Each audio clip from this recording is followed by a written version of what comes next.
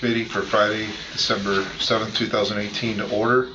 We're at the City Hall in the first floor conference room. Alderperson Copeland, chairman of the committee. We'll go around the room and introduce ourselves. Brian Giefer, wastewater superintendent. Adam Tagan, community development. Dawn Urban, human resources. Scott Kelly, alderman. Dan Kubiszak, alderman. Cindy Schlichting, finance. Joseph, alderperson. And Shane Laser, alderperson. All right.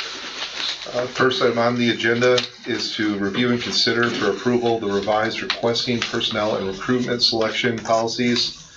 The revised policies are a response to referral from Alderperson Blazer. So that'll start with Shane. I reviewed the policies and I have to apologize to Dawn because it sounds like it appears, I don't know who told you to do what, but they don't seem to be much different from what we talked about. I do have some suggestive changes. I know my biggest thing, and I guess the other council people can weigh in too, is I don't feel that there's any necessary or need to have the mayor involved in the hiring process, especially since if a department needs an employee, that department head and the HR director would be the most qualified people to choose that employee. So I guess looking at, I don't know if you want to look at the individual policies, we want to spend time doing that a little bit. Whatever you prefer. It's up to the chairman, I guess. Okay, so I guess the first policy, the requesting personnel, I'm trying to understand why do we need, if it's an existed budget, first of all, if it's an existed budget position, so if there was an opening, let's say at the wastewater, and it's already budgeted, Ryan should be able to just fill out the form, send it to the HR director, say I want to fill this position, and then recruitment can just start. I don't see why there would be any need to belabor that by having it go through any other process, any other thoughts, because if that position needs to be changed or modified, those discussions should be happening long before that opening or that retirement, or so I just think that once that happens, then Ryan can, I'm sorry to use you, Ryan, I just looking straight across at you, but the department head can just go forth and do that hiring along with the HR director. Now, if there's a creation of a new position, then I don't understand why does that go through these processes here, where really I think that should, if somebody wants to create a new position, that should just come to the HR committee, and that committee, along with whoever's here and also council, should discuss whether or not we want to have that position. That's just my thoughts. So I think there's a lot of unnecessary information in these policies, and it can be a lot more simple and streamlined. Anyone else want to speak on this issue?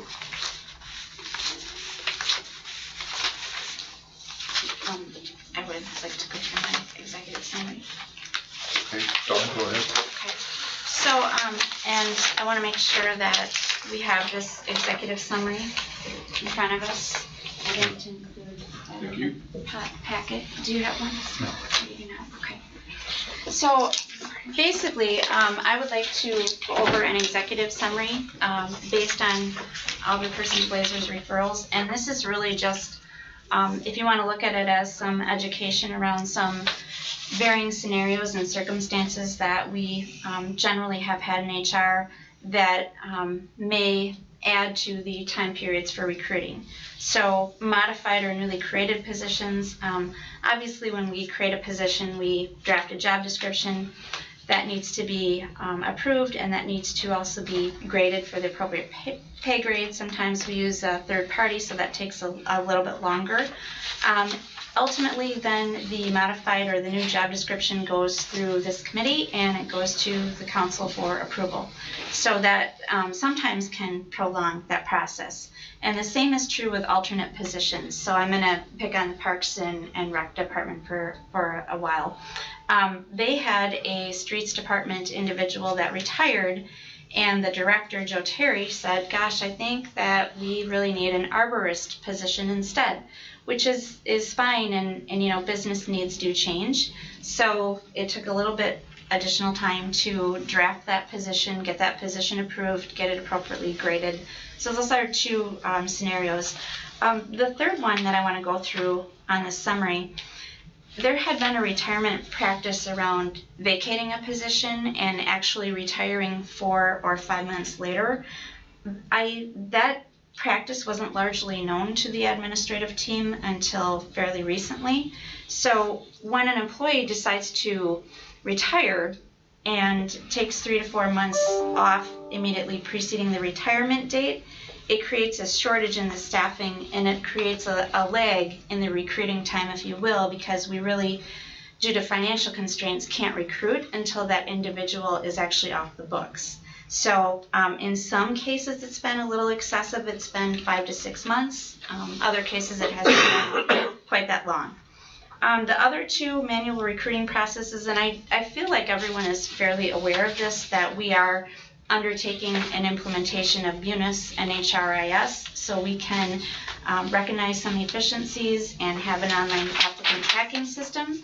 Until that system is up and running, we will have continue to have this be more of a manual process. We have experienced a slight increase in open positions. This is pretty typical in an upswing economy when employers start hiring. Maybe there's certain employers that start having bigger pay increases. We have a slight increase in employee turnover. So basically our department currently is staffed to handle a fairly moderate recruiting workload. And so what we're seeing is an uptick in employee turnover, which is creating a few more positions for which we need to recruit. So, economies shift. They're not always steady, and once this shifts back, we will see a decrease in turnover, and it will lead to a more manageable recruiting workload. And the implementation of our HRIS would help us, recognize those efficiencies. So basically, I wanted to bring this to everyone's attention. There are some circumstances that would somewhat create some waiting periods in the recruiting and hiring process. Go ahead. I guess if I was mistaken, my issue isn't with time, because I understand that sometimes a position is troubles getting filled, or there's job evaluations through DMG and those type of things. My issue is I don't see that there's any need or any value in having the mayor part of the process. I think our HR director and HR committee is more than capable and experienced. We have a retired school administrator here. We have other professional people, and I think that this process can be sped up from the paperwork standpoint quicker. And these positions can be filled quicker without having another layer of approvals in there which are unnecessary. If it's budgeted for, then there shouldn't be any more approvals or deciding, or it should just be filled. We've approved these through the budget already. And if we're creating new positions, well then that's something that I think the council should decide that if we need to do, well, ultimately through the HR committee, if we want to create a new position, it has to be done within a certain time period in the year anyways. So you submit that to the HR as a request that we want to create an arborist position. Well, then we just go ahead and we talk about it here and decide whether or not we need it. I don't think we need to add another level of, we need a finance director approval, we need a mayor approval, we need an HR director approval. Well, then it comes to HR. Well, why don't we just come to HR and just be done with it, and we can talk about and decide whether or not we need it. And that's my whole argument. And that's the way it was done for many years, and we didn't really have a problem with it back then. Mayor, did you want to weigh in on this? Well, sure, and then naturally, I guess I have some concerns about changing the process for the sake of change. I'm not hearing any substantial reasons of why. I guess a perceived concern is, okay, we've got an additional level or additional layer or process or step to follow. I guess I haven't heard any substantial evidence as to why it impacts our ability to recruit or select or place people in positions that become vacant. I think naturally the model of the city of South Rapids is a strong mayor council form of government, and the mayor is tasked as the chief executive to manage and oversee day-to-day operations. And I think that person is closest, and pull myself out of it, but I believe that person is closest to the needs of the departments as well as the managers that request such.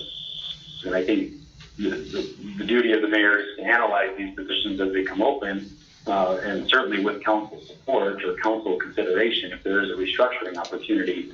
There hasn't been a position to date that hasn't been filled that has been requested of the mayor. So again, I'm not certain where the evidence is of where the process has failed or where the process is not functioning for us. But that process changed under your mayorship. It wasn't like that prior to yours. Because I think, wasn't it, Dawn, the policy was different. I was going to ask for that previous policy that was revised from 5/22/02, because that process has changed, where it was more council driven. And the mayor talks about a strong mayor position, but that policy changed exactly when that was effective, because I don't believe there was a request to change any of the policies. I believe we're still 11/14. operating. 11/14, and here was last time this was revised to the existing policy.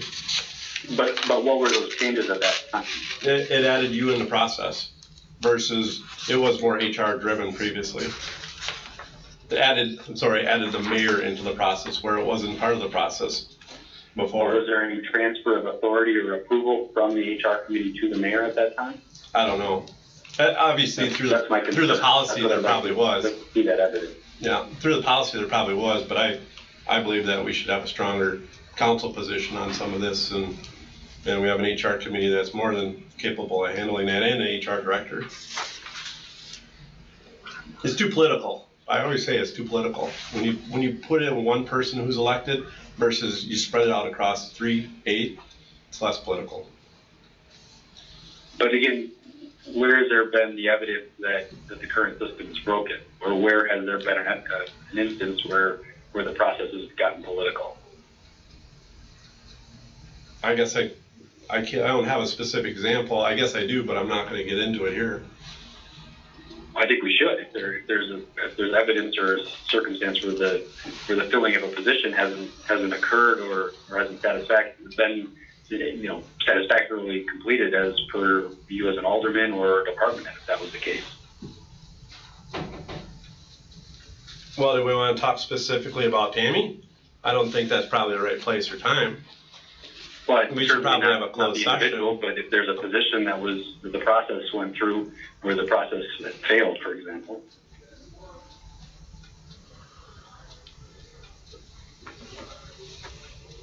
I guess I don't have one specifically then. But I don't know what happened with the process before to change this process. I'm just suggesting that we when could. did that vacancy happen, and when did that position get filled under the current policy? I guess would be my question. Where in the process did things fail, from your perspective? I just think it can be quicker if a department head, I'm looking at Ryan, if a department head puts in a position and it's already budgeted, well then that should just be filled. There shouldn't be any discussion, there shouldn't be there's no need because it's been budgeted. I don't think we're fulfilling the expectations of the taxpayers, frankly. Okay. I think it behooves the city to analyze those opportunities for restructuring, especially given the manager's opportunity to have that discussion with the city's chief executive and HR director.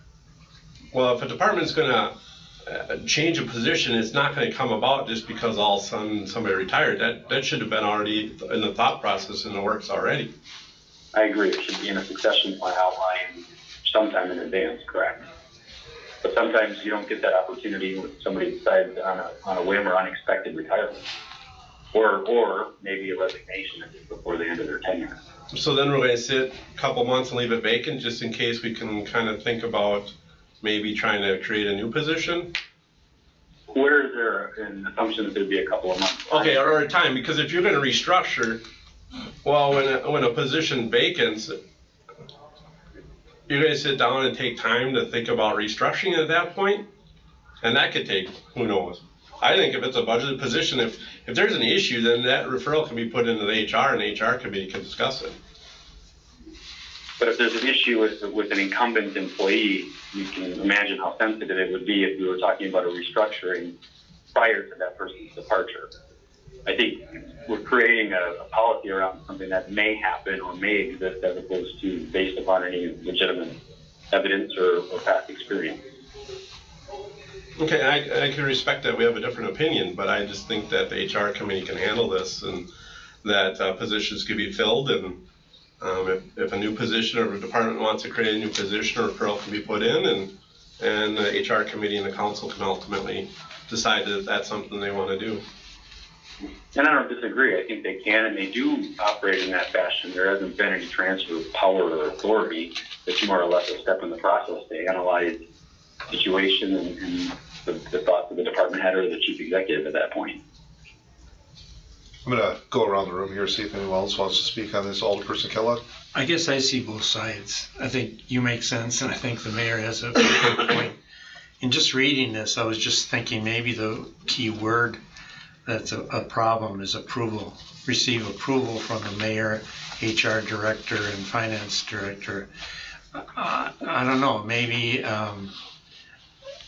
advisory or the approval is kind of like it's that way. But if you put advisory from the mayor, HR director, and finance director, I just think in their positions as directors, they can talk and mull over different options that might be feasible, and then come to the finance and property or whomever for the final. These are the different perspectives, but I think that the word that might be the critical word is approval, because if they don't approve it, then it wouldn't. Then what I hear you saying, well, then they wouldn't come, and the council doesn't have a chance to voice their opinion. But I think if they provide an advisory, which I think you're kind of saying,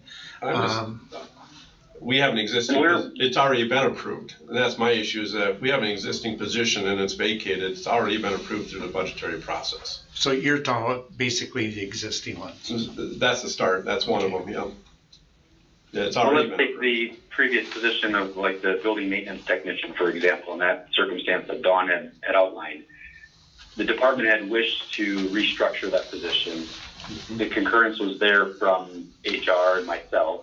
That went to the Human Resources Committee and therefore was restructured. I don't think it'd be in the best interest of the city to go ahead and refill that position, knowing that the duties and really the need for that position has changed substantially from when that person was first hired or placed into that position. I guess I would just use that as an example. Scott, I would just have a question on which policy or which portion of the policy are you referring to the approval? Is it unbudgeted new positions, or is it currently budgeted positions? I don't know. Requested personnel, and it's in the first paragraph, and I think Mayor, it's for the modified new position where he's talking. where it talks about all replacement positions must be accounted for in the current budget. That's what we're talking about. Modified or new positions must receive approval, and that's the word I'm thinking, from the mayor, Okay. HR Thank you. director, and finance director prior to the HR committee or finance committee approval. Well, I can see the finance and HR committee for the approval, but I think what might be a concern is the word receive approval from the mayor, HR director, and finance, and I'm looking at that as must. I don't know if it's must receive, but have advisory, provide advisory input. I don't know, from the mayor. Sure. But I think the advisory is what I'm saying. I just can't understand why we can't, if we need a new position, a requested position, we can't discuss it here in HR. Well, then it would be discussed for the approval in HR and finance.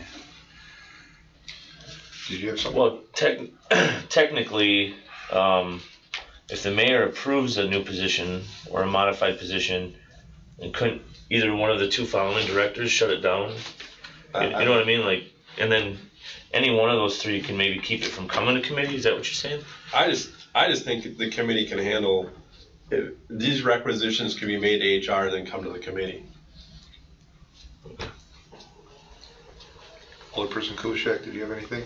I guess not too much, but I didn't have anything prepared, but just listening to this, I mean, I think that there is a little bit of a concern in terms of how long it takes to hire positions, especially key positions. I mean, off the top of my head, like say the IT director position, maybe we want to modify it a little bit, change it a little bit, but there's a reason why we have that position or have had that position, because we needed that person. So where are we at with that process? I mean, are we going on 6 months now with it? And I think that that's what Mr. Blazer is saying, is if someone leaves a position, let's address it. If there's got to be someone has already got to have an idea of, hey, let's change this. It didn't work out before. Let's do it. Let's send it to the HR committee that month. That's what the HR committee is for. The HR committee approves the new policy, or maybe even mulls it over for one more month and says, all right, we approve the new policy, we approve the new job description. HR, go hire someone. I mean, it's not that hard. I mean, in the union construction business, you can, if you're a contractor, and granted I'm not comparing apples to apples, but if I'm a contractor, I can call the hall and I got someone tomorrow. Why does it take 6 months to hire someone? I mean, it seems like there's so much red tape. And again, Mr. Kellogg is a professional, a retired professional in the field that did administrative oversight with public sector employees. I mean, who better could we have on the HR committee, along with the two other members here? I mean, yeah, why is it seems like it gets funneled down this, and then maybe because the mayor position has got so many other things to address and this and phone calls to make and whoever else, maybe just make it streamlined and let HR do their job. I mean, that's what I got. Like I said, I didn't have anything prepared. I didn't have an agenda on this particular thing, but that's what was kind of bouncing around in my head. I don't know. Does that make sense? I don't know. That's all I got. Mayor, did you have anything? Makes sense. I just have a follow-up question. We keep identifying a 6-month delay for a position, and I'm curious to know, cite the example, I guess. Are we offering a hypothetical, or has it actually been a demonstrated situation where the mayor sat on a position for 6 months before it was gone through the next step in the process, which would be job posting, recruitment, and then interviews, etc. HR director position, that was over 6 months. And we opted, if you recall, we opted to hire an interim in that instance. I don't believe there was the mayor sat on that position before we posted it for 6 months. I believe that would be incorrect. Mr. Mayor, I don't want to be accusing the mayor, or I specifically don't want to go on record accusing you, Mr. Mayor, of sitting on a position, but just by virtue of the process, can we expedite the process further? And that's where the discussion is about. Is there too many different avenues right now? And I think that the answer is yes.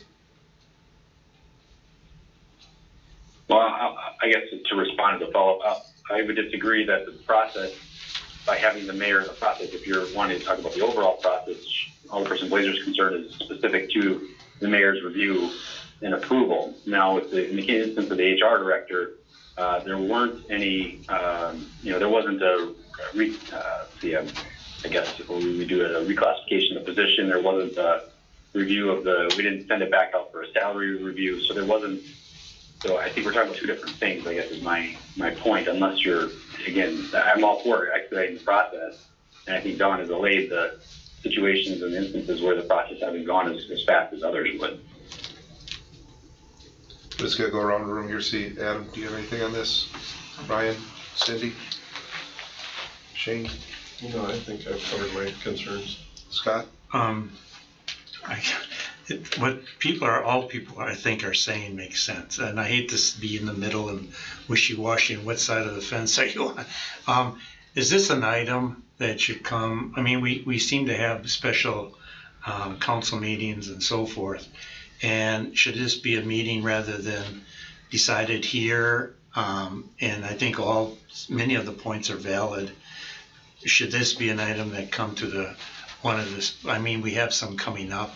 And I don't know if this is an urgent one, but maybe after the holidays. But the idea that that way then all the councilmen have a chance to give the input rather than making approval here and then going to the common council and then have a debate at the common council per se, or so what should it look like or sound like. But let's have a special common council meeting in which everyone can give their perspective, ask the department heads if they could, whomever should be there, come there, and then let's have a conversation about it, and then come up with hopefully a viable option. And maybe this is, but then maybe some of the things that are shared should modify that. I don't know, I'm just throwing that out as we're missing a number of other councilmen that may want to have input, or if even maybe for now we're okay.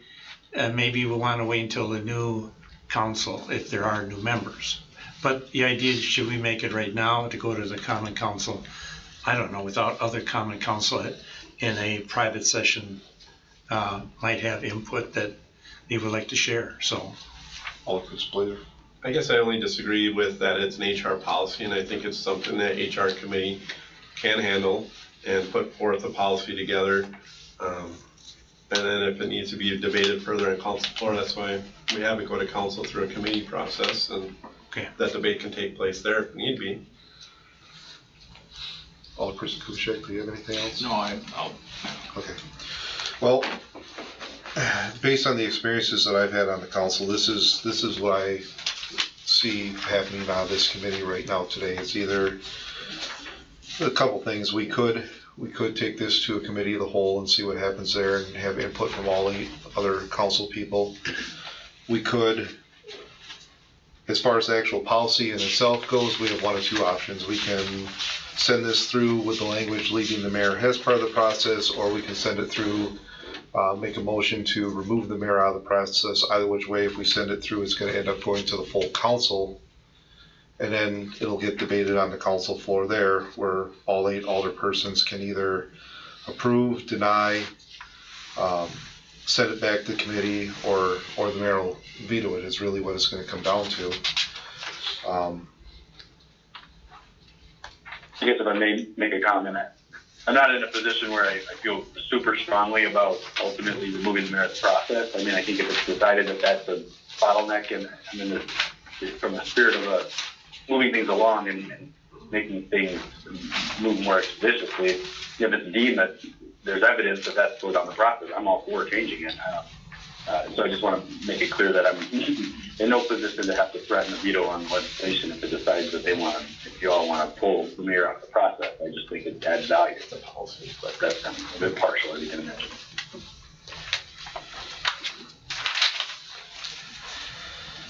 I guess I'll call the question, I'll make a motion, and then we can see what happens with this going forward, but and we'll have discussion after the motion, obviously, but I will make a motion to amend the requesting personnel policy to strike the language of the mayor from the process and send that to council for review.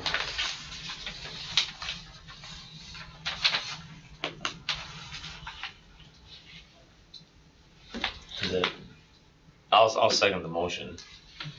All right, any further discussion on the item?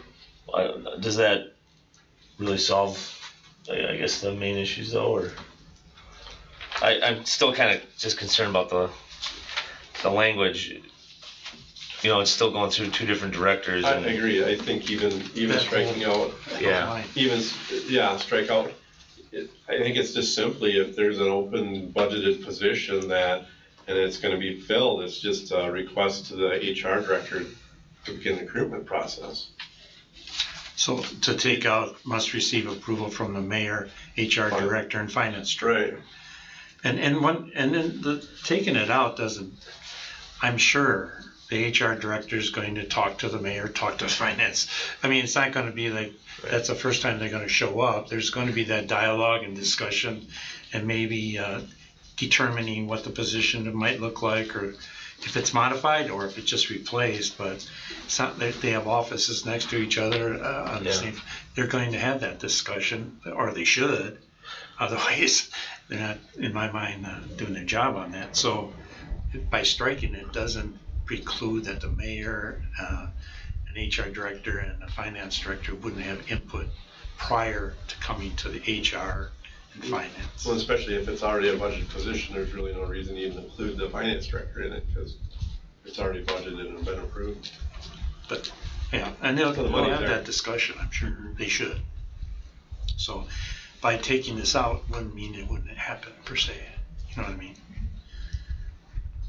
So by taking, and you're saying taking the mayor out, well, it goes back to, I think Shane mentioned, or Joe too, you got both directors in there. Maybe they should be out too, you know, if we're gonna do it. All right. Yeah, because I don't even think the HR director should be approving or denying filling positions. It should be, it's a job responsibility for that position, but I don't think Dawn, since she's our current HR director, should be saying, no, we're not gonna fill this position. You know, I don't think it really should be within her purview. You know, if staff comes together and decides that we need to change it, well, then it's a referral to HR, and that discussion takes place at HR committee if we want to create another position. But I agree, I don't think anybody should be approving or denying positions except for council. I'll amend the motion to further remove the HR and finance director. Willing to amend the, okay. Any further discussion? Joe? Scott? Thad? Mayor? Just a quick comment that I think an earlier statement was made that by including mayor or maybe staff, that it becomes political. I think this passage of this language would make it further political, as the governing body is the most political body we have. Everyone's looking at me. For me, I guess my only argument is that you're spreading the politics over multiple people. But it is, he's correct, it is political. It's political with one person, or it's political with eight. Council's The whole thing is. I just think it's across more people that way, though. But I agree, it is political. All right, we have a motion and a second on floor. Hearing no further discussion, committee will vote. All in favor signify by saying aye. Aye. All opposed? Ayes have it. Next item, review and consider for approval a modified job description and associate compensation for the wastewater maintenance technician level 2. I'll start with Ryan. Sure. So there's a memo in the packet that you may have reviewed already that kind of outlines what I'm looking to do here. And basically it's update the job description for the maintenance technician, also creating a maintenance technician, basically step 2, and putting the current employee that's in there into this second step. There's 2 reasons kind of why I want to do this. Number 1 is the current job description is, in my mind, completely insufficient. It was written in 2002. Which was 16 years ago. The plant was probably half the size. We had probably half the equipment that we currently have. It needed to be updated. So after the memo in the packet is an updated job description. The other part of it is not only rewriting it, but actually tasking that position with more duties, more management of the infrastructure, more management of the maintenance of the equipment, tracking it using the software we have to assign work orders. So there's a little bit of level of delegation of maintenance or work orders to other staff members in the department. The way it had been handled before my time was a little bit of a free-for-all. It was kind of like there's work orders that need to be done, they get set in the pile, and as guys have time, get to them. And as you can imagine, they weren't being gotten to. So I've tasked Tim with kind of managing that, assigning him to operators, just sort of getting everything cleaned up. And with that, I think it makes that position fall into a different pay grade, more in line with like our lead mechanic at the garage or the chief operator at the plant, Derek. I think that's more appropriate for the position. And then the second reason is simply that Tim Jackin, who's currently in the position, has really went above and beyond in my time. He really does an excellent job. He saves us thousands of dollars per year on not needing to contract outside work. We often don't need to call in electricians because of the electrical work he's capable of doing, plumbing, HVAC. He even dives into process logic controller integration work. He's just been a very, very valuable asset to the utility, and I think it's very important that we move him into a more appropriate pay grade. Based on what I see out there in this field right now, he would be able to leave and take a position that he's qualified for, making considerably more money. So I think it's important that we consider this. And then the other thing would be, in the event Tim still would leave us, having the second step would give the wastewater utility the ability to hopefully attract a better candidate to replace him. And if we can't, and we have to hire someone that's less capable, we could move them back down to the step one and pay them more appropriately. So I guess that's really all I had. If there's any questions, I do want to answer them. Yeah. Maybe I missed it when you were talking, but I was looking in your memo, and you have the chief operator position at $28.63. I was just wondering what the hourly wage would be between the step 2 and the step 1. So Tim's current wage is $25.42, I believe, 25 and change. So then he'd move into the $28.63, same as like Mark McCauley at the garage and then Derek at the plant. Okay. I believe it's the highest hourly wage we have in the city. And based on what I see of other employees in that pay class, he's more than qualified to be there in my eyes. Ryan, I got a question for you. We just did our budget process, so it's kind of fresh in everyone's minds, but you mentioned this guy saved you a considerable amount of money by the amount of work that he's been able to do, and we've did the change over at the wastewater treatment plant where the operators have the tablets, so there should be the reduction in the amount of call-in pay that they're receiving for going to the plant. To create this position, you have that within your budget to be able to? Yeah, I actually budgeted for this, assuming it would be passed. Okay. So the budget the council approved actually has it in, but in the event you guys in the council denies this request, I would have Tim probably bring that position back and reduce it. Okay. That was the plan. I just want to make sure, because I do know that you said your initial presentation, he's saving you money, but then also the what we looked at a couple months ago with the tablets going home. The on-call stuff, yeah. How is that on-call stuff working? Very good so far. Okay. Operator's been very happy with it. All right. You think, Scott? No, it makes sense to me. I mean, if this person's doing more, it deserves a new position, and it goes back to, I think, your point. If, first of all, we don't want this person to leave, but if he does leave and we have to fill it, we're going to have to get a person that would want this pay. So it's kind of like I don't see a problem with it. So. Alderperson Kubaschak, anything? No, I don't have anything, thank you. Alderperson Blade? I agree, I think it's a good thing, and having that two-step, I know Tim works hard, and having that two-step process where, like you said, if you can't find somebody at that second step someday, if Tim ever retires, and you can always go back to step 1. It's a good idea. Mr. Mayor, anything on this? I supported it when it came across my desk for the current policy. Cindy? Yeah? All right.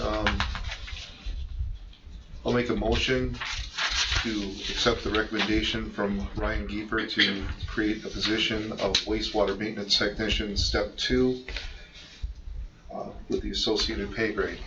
I'll second it. All right, we have a motion and a second. Any other further discussion of the item? All in favor signify by saying aye. Aye. All opposed? Ayes have it.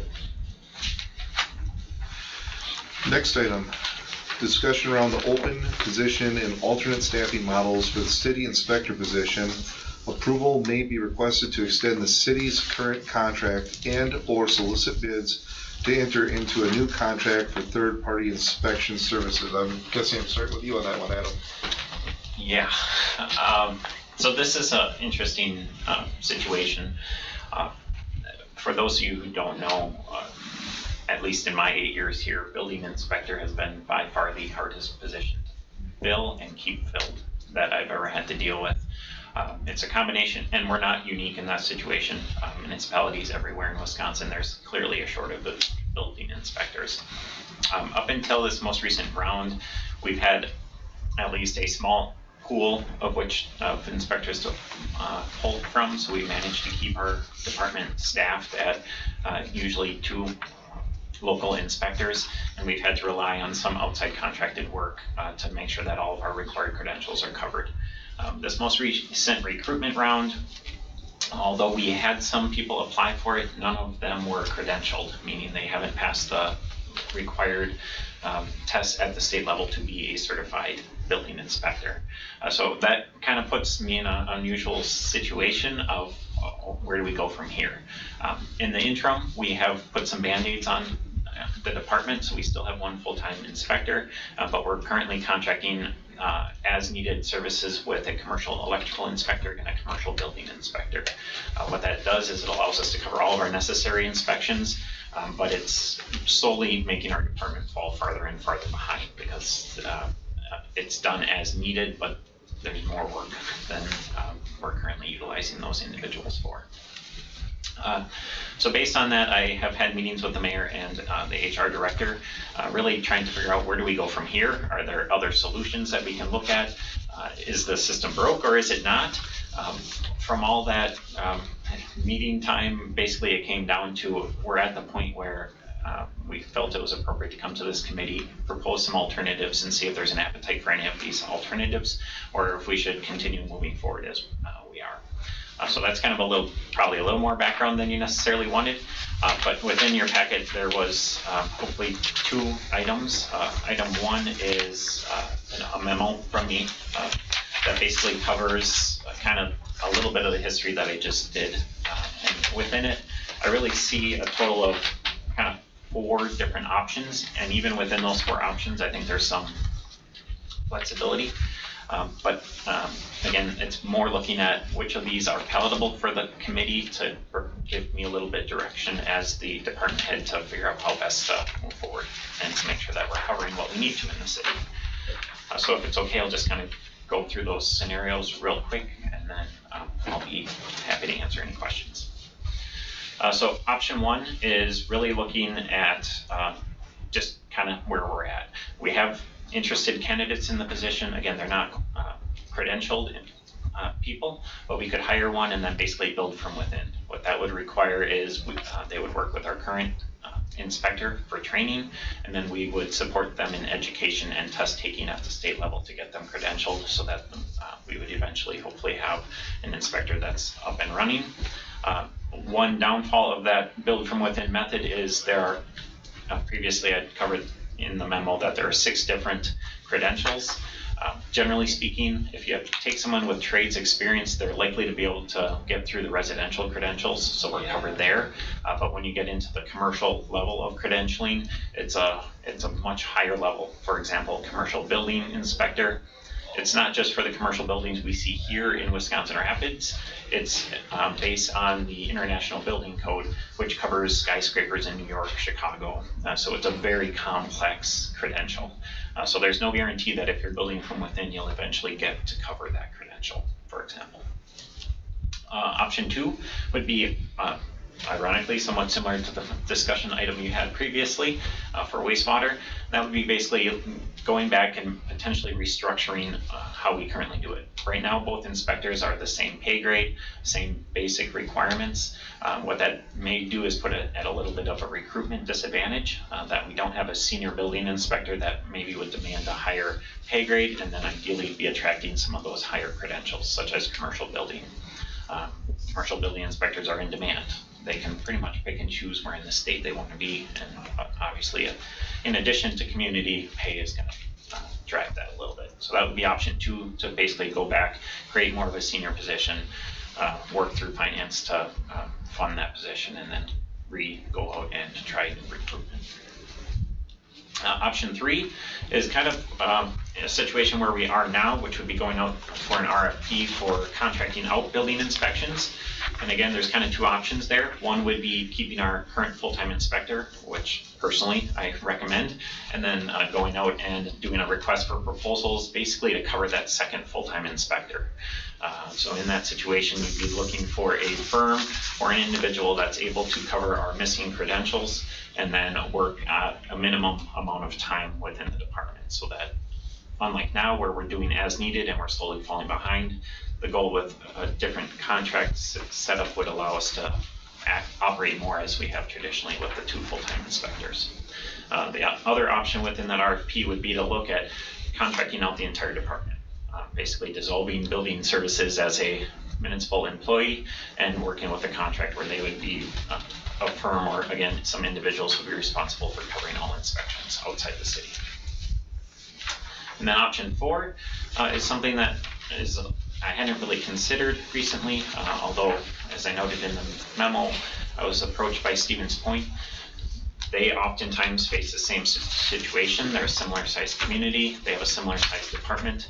When they have a retirement or someone leaves, they're kind of left in a lurch as well. And so what the discussions were is, does it make sense to do more of a regional department? What that does is it creates a larger population base, which means you have more inspections, which means you need more inspectors, so you create a larger department, and then you begin to build some redundancy into the department. So if an inspector does leave, ideally you still have enough staff to cover inspections. So that's kind of what spawned that discussion. They are open to the concept. There are obviously some things to consider if you're going that route, on just the level of service. How do we maintain a workable department? If it's outside the community, do they have to go there for permits? So there's a lot of potential issues with that, but it's another viable option, I feel. So again, those are kind of the options I wanted to float. Obviously, option 1, you don't need to be here. That's just, that would be status quo, but all the other 3 would require some sort of action from HR and or finance in the future. So just looking for a little insight. Hopefully there's smarter minds in this room. Go ahead. I kind of look at number 2, 3, and 4 might be connected. Like, for example, raising the pay grade number 2, if we're going to keep, you can attract people. Let me talk about number 1. Number 1, I'm concerned because if we pay for this person to get this education certification and they may leave, and that's money that's spent out of our pocket and so forth. Number 2, I think if we're going to keep and attract, and that is a concern that you expressed, maybe we have to raise the pay. And then I think the idea you'll have hopefully a full-time, number 3, you would have a full-time person. And I think number 3 is connected to number 4, because if we go regional, maybe that regional part could be the part-time. In other words, we would have a full-time, and if Stevens Point, the Coosa, or whatever, I don't know, go in as a regional, that regional person could be our part-time person and fill in when we have a backlog, and fill in other, and then charge that municipality the amount of time they spent in that portion of it. So it's kind of, in my mind, it flows into 2, 3, and 4 kind of flow together, and it could be flowing together, just as an idea. So. Do we, and I'm throwing out an option here, do we want to try one of these first? I mean, maybe it makes sense for us to try option 2 first and make it a senior level or a lead and see what we can attract. I do agree with you. We did have an individual that was hired, and he would have worked out very well. We did pay for him to get his credential, and then he did leave. Yeah. So that is a risk. Maybe we try option 2 first. If we don't get a good candidate pool, maybe we move down the list and we try an RFP approach. Yeah, the concern I have with people leaving in this position is, I mean, you have these builders and they want to get things finished, and it goes back to timeliness of filling the position. It's important to have that pay to keep them, and you don't want the backlog, because again, we represent not only our citizens, but we represent the builders and contractors and things like that. That it's important to pay them right, keep them if you can, and then maybe, I agree with maybe you have to phase it in, but entertain the idea of a discussion with other municipalities as you have, and just maybe something will come to surface. And then eventually, if we did lose a full-time person, maybe that person that's working among the municipalities might just come here full-time. So it's just, but I think, yeah, filling in number 2, raising the pay might be more advantageous. I don't know. I think option number 2 sounds like a good starting point, but then also maybe in the future, something we need to consider is if we have these programs where we're gonna pay for somebody to get a credential or get any type of education, that we have them sign some sort of agreement with the city that if they were to leave the city within 1 or 2 years, that they are then liable to reimburse the city for that education, because I think that's ridiculous that if we offer somebody a job, we're doing that in good faith, expecting them to be here for a while, but then they decide they like life in Milwaukee better and go down there for more money and more venue, then I don't think we should have necessarily springboarded that education for them. That's my understanding. We have that for formal education, but not for something informal like you would have for a building inspector. I'm not on the committee, so I really don't want to influence so I'll speak very briefly, but in terms of a municipal partnership, I think that that's where a lot of municipalities and counties are going to be going in the future with budget constraints and everything else. And in the old days, a lot of times there is this identity. For example, I use like law enforcement services. The communities and the people that lived in the communities want to see City of Wisconsin Rapids Police Department on the side of the squad cars, you know, and so it's still a little touchy with certain departments, but with this particular situation, especially with all the other municipalities in the state, and if we can work out, and it doesn't have to be an immediate type of a problem-solving event, but creating a regional partnership. And I can't speak for any other municipalities, whether it's Plover or even like Port Edwards or Nakusa, but having a joint municipal agreement is going to be the way that municipalities are going to be going in the next 10 years and further. And there are examples of that. I don't know much about building inspection, but for joint municipal fire departments, joint municipal law enforcement, you got joint municipal courts. That's one thing that state statute actually, there's a specific guideline in terms of how municipalities can work together to have a joint municipal court. So, I mean, this isn't a new concept, but I have a bad feeling that just if we throw money at it, restructure the job description, there's many reasons why someone may leave a job, and money may not be that reason. So we could just keep on throwing dollars at a particular salary, and it still isn't going to solve the situation, especially in such a shortage that we have. So if that is the case, what I would, and again, I'm not on the committee, but I would see if it doesn't take much time, Adam, if there are other regional billing inspection operations with other municipalities, if that is the case, you know, and it doesn't take you very long to find and gather that information, that'd be cool to see what other places are doing. That's just my 2 cents, so thank you. Yeah, I mean, for number 4, you said that it would effectively remove the city from the building services business. Was that a good thing, a bad thing, or just for my workload, it's a great because I wouldn't oversee building inspectors, and that would be dealt with by another municipality. But in all reality, I think if it's done correctly, it can work. Obviously, we've made some changes within my department as it is because of staffing concerns. So, for example, our window is only open from 8 to 1 Monday through Friday for pulling permits and getting building information.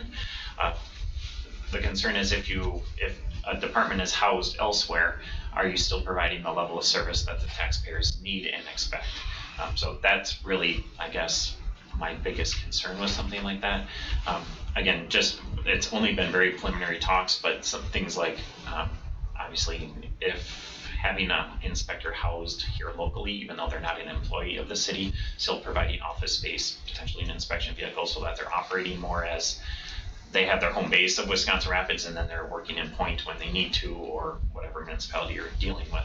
But you're still having, hopefully, that same level of service. You may have to get creative with permitting. Do you keep permitting here, or does permitting need to happen in Point?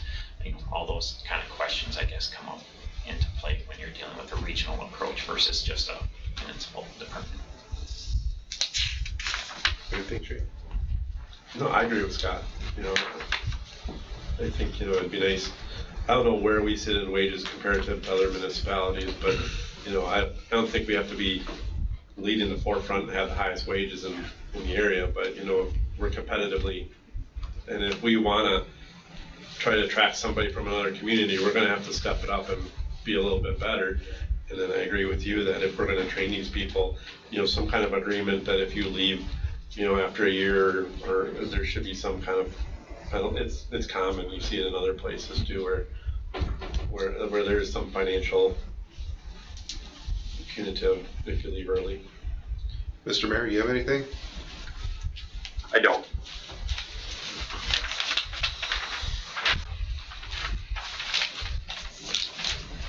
I guess for me, what do you see most viable, Adam, or what would you?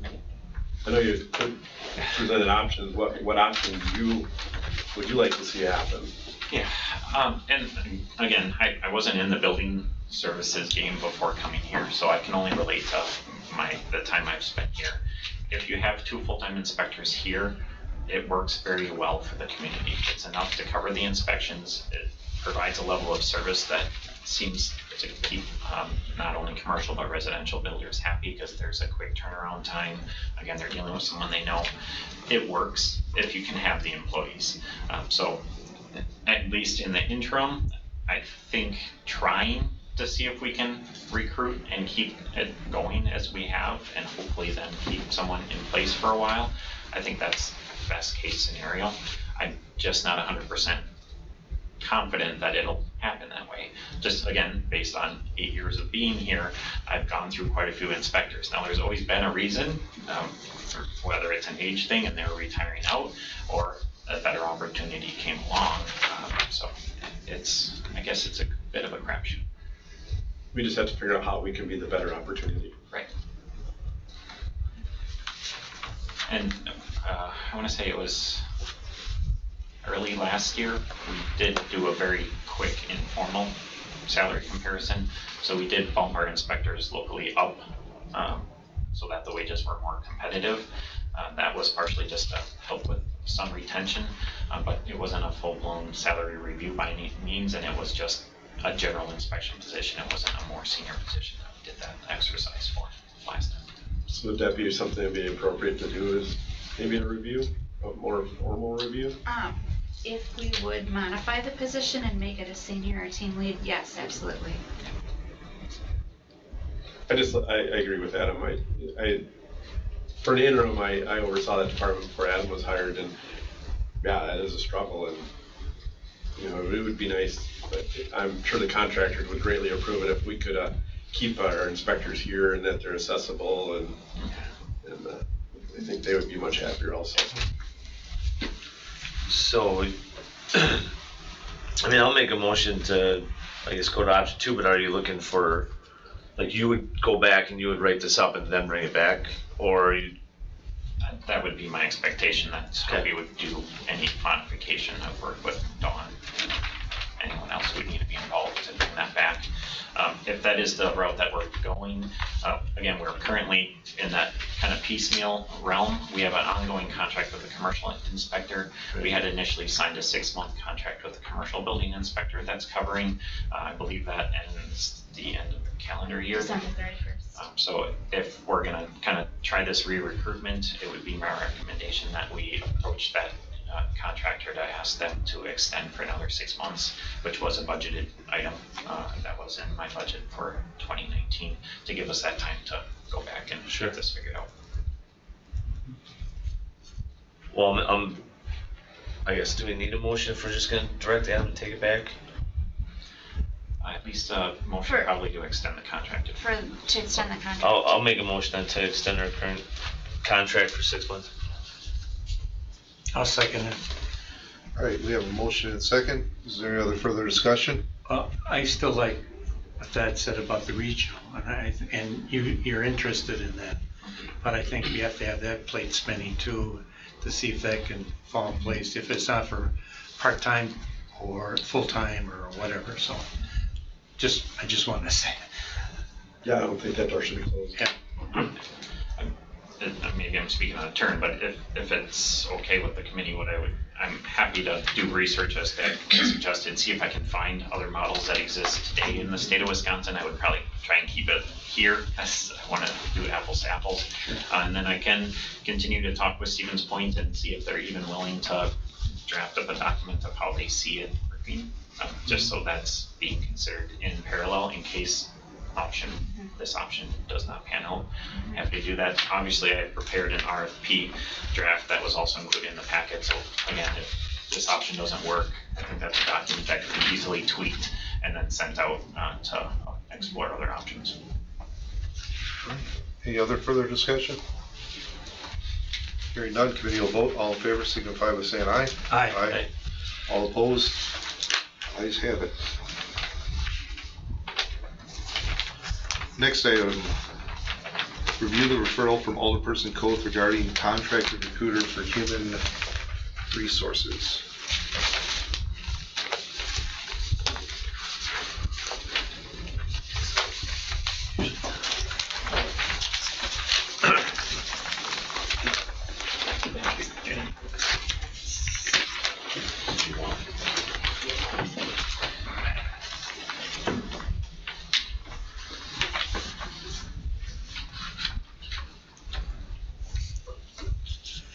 Guess I'll lead off on this one. Basically, the HR department has been down an employee since July. They have a higher workload. I've heard some things that they've had some trouble getting through some of their projects, and it's taken away from our HR director's ability to actively look for candidates for open positions.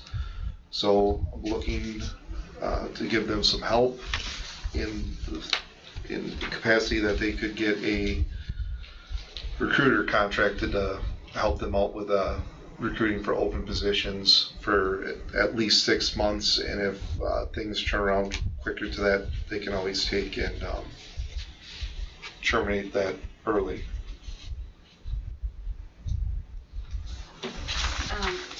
Should we add that this person would be part-time? I mean, it would not be a 40-hour per week position by any means. And maybe I want to elaborate, it's not that HR can't do this, however, recruiting takes a very significant amount of time. And when we have more positions than we normally would, it takes away from other things, such as running the department, such as FMLA tracking, such as workers' compensation, and actively managing those claims.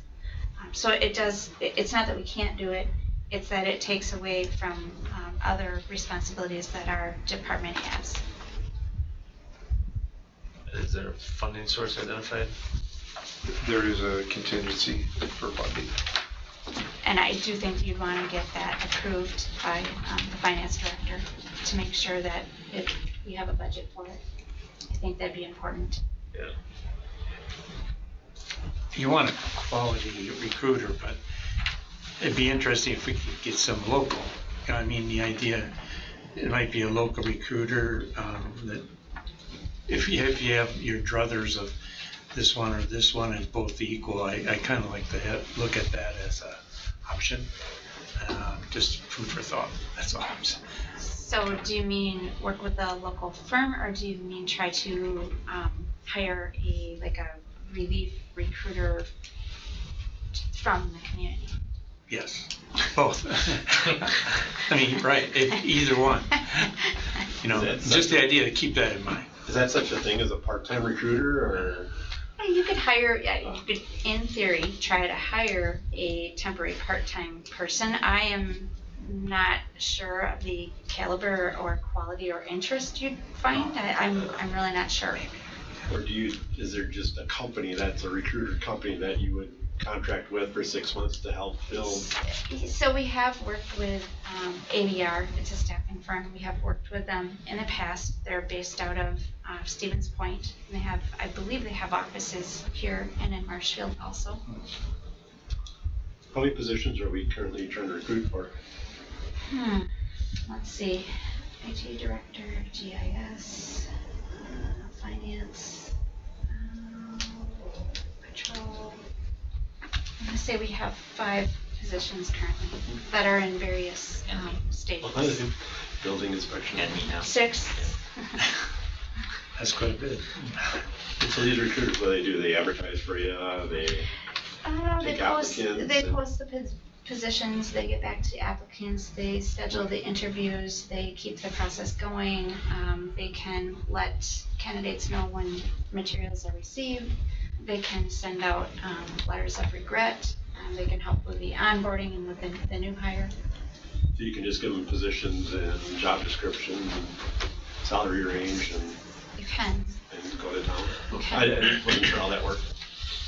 And it's difficult to know, right, the future needs that we're going to have. It could be that next month we have 6 more positions, or it could be that we hire in and there are no other open positions. It's one of those things that's hard to predict.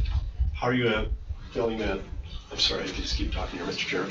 How are you at filling your current vacancy? Where are you at? You almost there? Because that should help alleviate. Are you talking about our HR position? Yeah. We do have an individual that is starting Monday. Oh, okay, good. That will be helpful. Of course, there is probably a month or 2 month training learning curve, period associated with that, but that will definitely be helpful. And it has the reason for the interim or the temporariness of this Yes. position? Okay. Yes. And it's kind of related to number 2, where the timeliness. I mean, we talked about getting positions filled. It's related to that. Keep the system moving. And if I can elaborate a little bit, so Alderperson Koth had received a phone call from an individual that had applied and hadn't heard anything back. Oh. And I think it was probably a week and a half or 2 weeks. 3 weeks. So, and all companies and all employers do it differently. Yeah. Some just save everything until the end, and then at the end, when the process is done, send out information. I think it depends on candidate expectations as well. I would assume that some individuals expect a very high touch recruiting, and other individuals, I didn't hear anything, so I guess that means I didn't get it. But I think there's different expectations out there. And we can review this anytime, like 6 months from now, as to how many people have been recruited and the status and so forth. It's not like we're locked in per se. So. Mr. Mayor, do you have anything on this? I guess I have some questions related to scope. I mean, this seemed to come out of left field, frankly, and there was no internal discussion about it until it made it to the agenda. So I guess I'm understanding there's some discussion around scope and what the needs are. I guess I'm indifferent. I could probably be a little bit, maybe I need more information about it, but it sounds like, the committee is fleshing out the desire and the need for this, if that's the case. To my understanding, the scope would be just to kind of help with the backlog of looking over applications and filling up the positions and getting us up to close to full staffing as we could. And it's just limited term basis for 6 months, and then we can look at it down the road, like Alderperson Kellogg said, and see where we're at. Alderperson Blazer? So is Munis causing a lot of problems? Is that a big? So Munis is a very significant undertaking, and I am putting in considerable hours on the Munis project. It will be more demanding because we are headed into the HR and payroll phase of it, which means I will have double duty. I'll be trying to project manage the overall project, and I will be trying to start off the HR and payroll phase of that. So yes, it will place more workload on the HR director. Because I know, and it's not part of the agenda, but I know finance obviously has an extreme amount of workload too, dealing with Munis and as far as managing the project as a whole, a lot of that right now is the other part of it. The part of it that we're into on the other part of it has a lot to do with finance stuff. So if it'll help, we can definitely, we can handle the other portions of it, and Dawn can probably remove herself from that part right now because we have to be there anyway, because it's all stuff that we have to do. So, she can step back from that right now because she's busy on other stuff and just, jump in when she has to do the HR stuff on that. So that'll free up, some of her time on that part. That we're looking at, if we're assisting HR, that making sure finance isn't kind of being left out if they're over their head in the water too. That if that will help, we can do that. Because it's just kind of training on what we have to do to help get us set up. So basically, it's scheduling the time that we have to meet with them and stuff like that. So. That we can do until you have to step in for your HR stuff, because then we can back out of that part of it, because we're not going to sit in with the HR stuff that we don't have to sit on. So, and I don't want to get too far off agenda or off topic, but project managing is a lot more than that. It's keeping on task, and it's keeping the assigned tasks up to date. It's making all the deadlines. If the city doesn't make its deadlines, it costs the city more money. That's the bottom line. So it's managing within the scope, it's managing the larger project as a whole. You have to have one individual that is in charge of the project, that is managing it for staying on the budget and staying within the deadlines. And it's a little bit more involved than scheduling. So I'm not advocating that I'm the best person for it.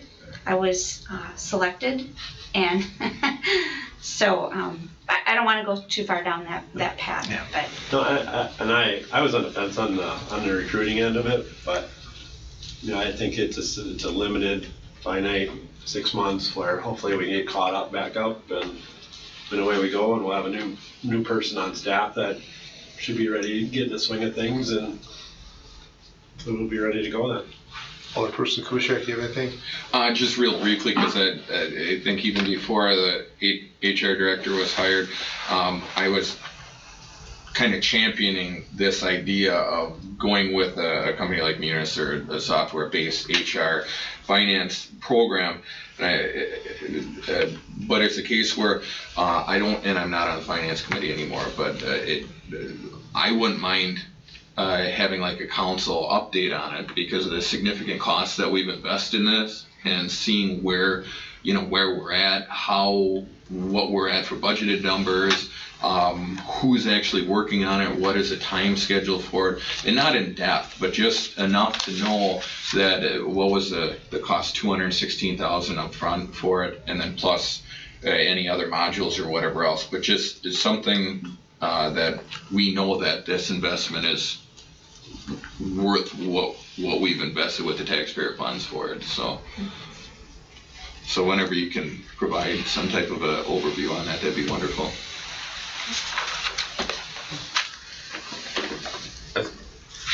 I'm not against it, but obviously there's no funding source really identified other than saying Tim would have to approve it. So I'm just kind of on the fence for that reason. I don't know. If I knew that everything was good and how much it would cost, I feel I could vote in favor of it, but it is an unknown right now, so I don't know.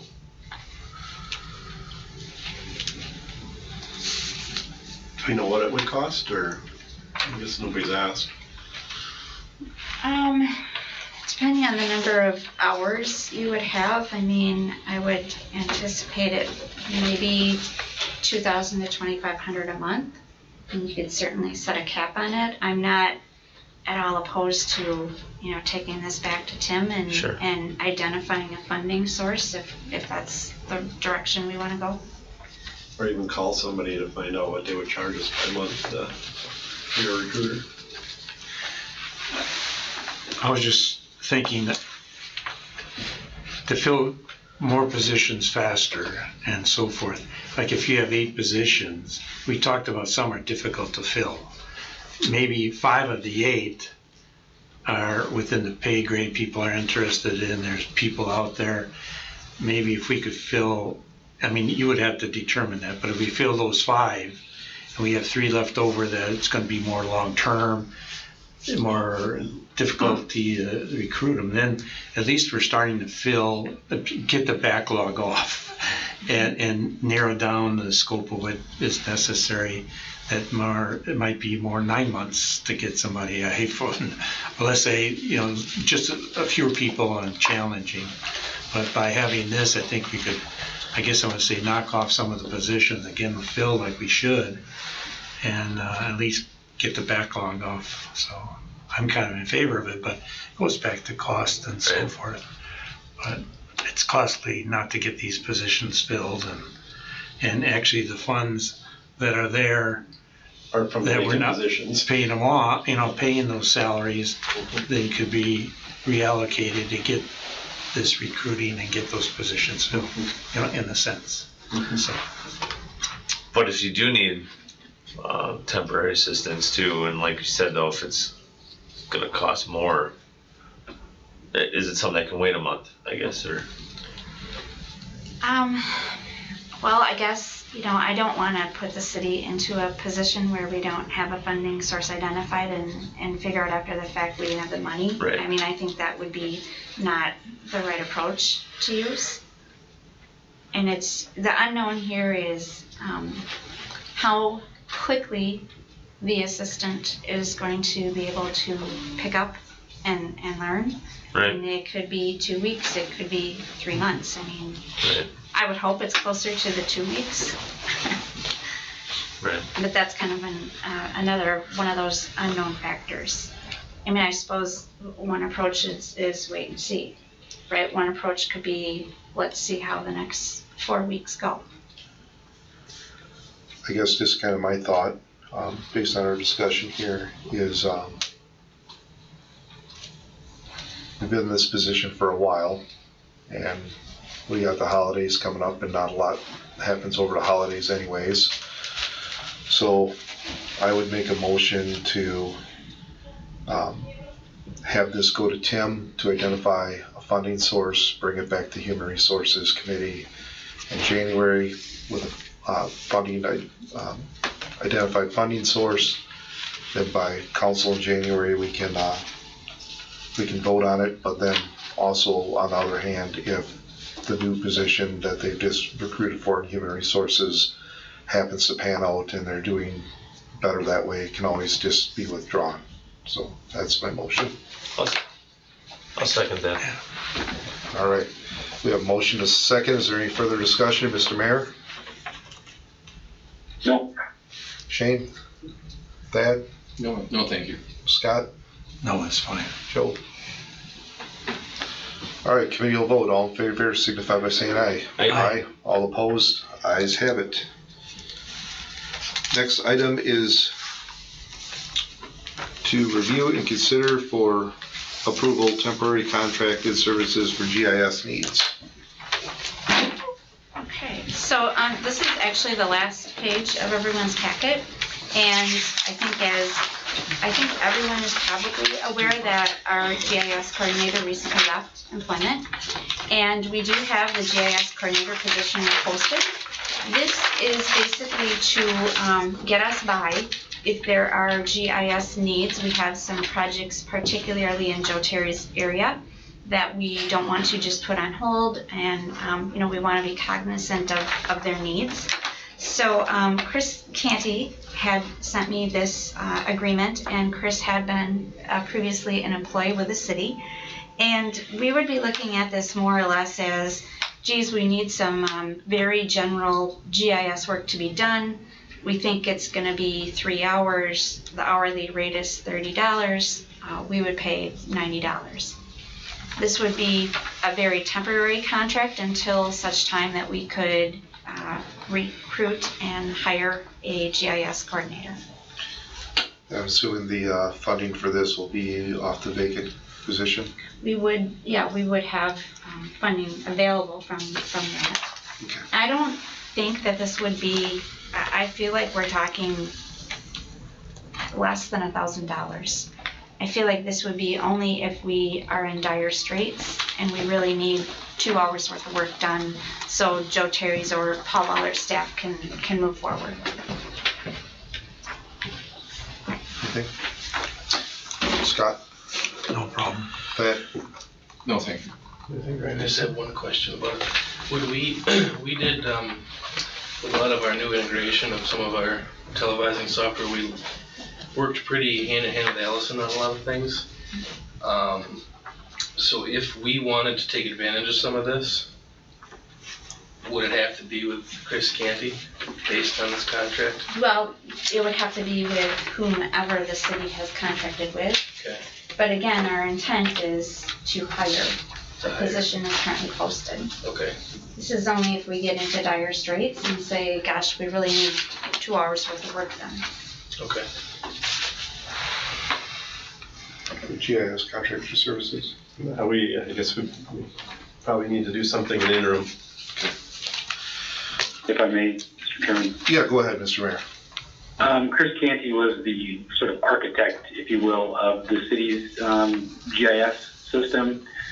He had relocated to the Minneapolis area and has sort of stayed connected with us on our efforts. So I think he's in the best position. If we were to bring on another contractor, and there's a lot of firms that do the service, it would end up taking us more time and pay a lot more for that firm to get up to speed as to where we're at. And I think in addition to some of the project work that Don identified, there may be some maintenance activities just kind of routine basis that we'd like to have performed. So I guess those are the couple of points. And I think there's some activities with upcoming switch in service on our garbage routes that we're going to switch to 4-day week, and then a number of projects that we've identified that it would be nice to have somebody work on an interim basis to accomplish those tasks. All right. I will make a motion to consider the contract for temporary GIS needs. To approve it, you mean? To approve it. Make a motion to approve the contract for temporary GIS needs. I'll second it. All right, any further discussion? Hearing none, committee will vote. All in favor signify by saying aye. Aye. All opposed? Ayes have it. All right. I don't do this very often, so I gotta read it and then make the motion, right? Yes. Yeah. You have to make a motion to go into closed session. All right. I'm gonna make a motion to go into closed session. Okay. That's, yes, sorry. Does, get Tom to shut the, Oh, you gotta read it So you first. read the motion and what the statute is, all right. and then a roll call vote.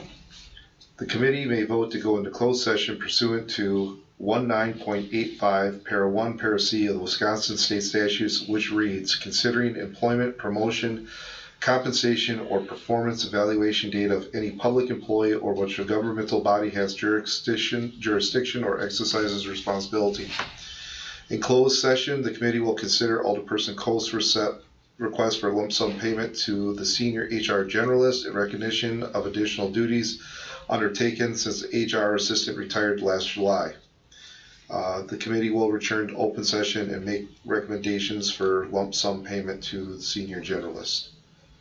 Roll call vote to go into closed session. Motion. I make a motion to go into closed session. I'll second. All right, roll call.